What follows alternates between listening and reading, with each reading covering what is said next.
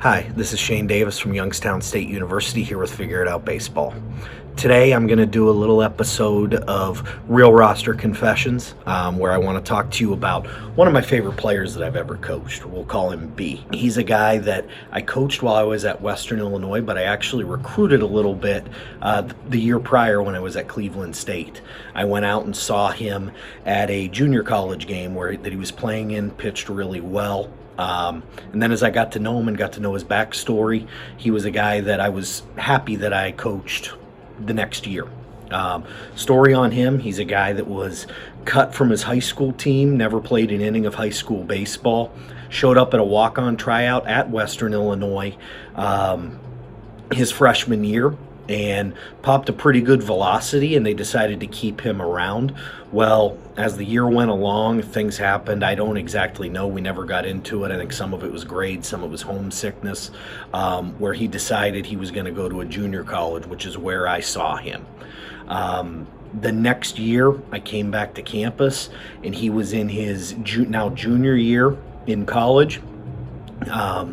And was a little bit of a mess. Really liked to party, was a really good player, really good guy, but he did a lot of the things that really successful college athletes don't do, and he enjoyed it a lot. Just to kind of put things in perspective, he was in his now fourth year of college, including a red shirt, and midway through that spring, he hadn't pitched a ton. He came to our head coach at the time and said he wanted to try out for the real world.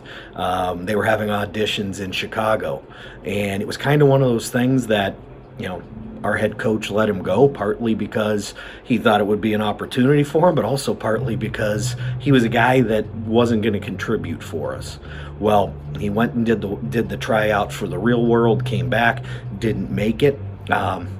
Up to that point in his career, he had pitched a total of, I think, 8 or 10 innings of Division I baseball in 3 years as a Division I baseball player, and went away for the summer, and you didn't expect anything out of him. He was a guy with some pretty good stuff, but didn't have that last intangible of the want to and the know-how of how to make himself a really good player.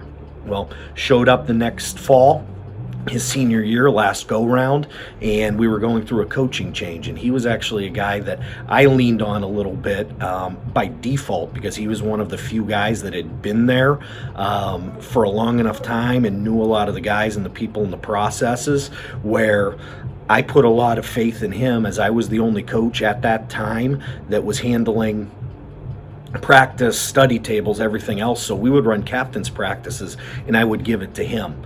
And I really think at that point that he began to, take ownership and see that this was something that he really enjoyed doing. Fast forward a couple months, you kind of knew that he had the stuff, but we were opening up at Arkansas. You knew he had really good stuff, but you didn't know how it was going to translate, because a year earlier we had given him one start and he had gotten shelled by a non-Division I. We put him in the ninth inning against the current number one at the time, University of Arkansas, and he locked down a save for us. And you started to think, okay, this guy's got something. Well, one outing, 2 outings, 3 outings, 4 outings more, he continued to progress, continued to get better, and eventually, over the course of that season, he set our single season and career saves record, ended up a 20th round draft pick by the Los Angeles Angels, and had a pretty good career in minor league baseball. I think he's still kicking around a little bit in independent leagues, but he stuck for 3 years in minor league baseball.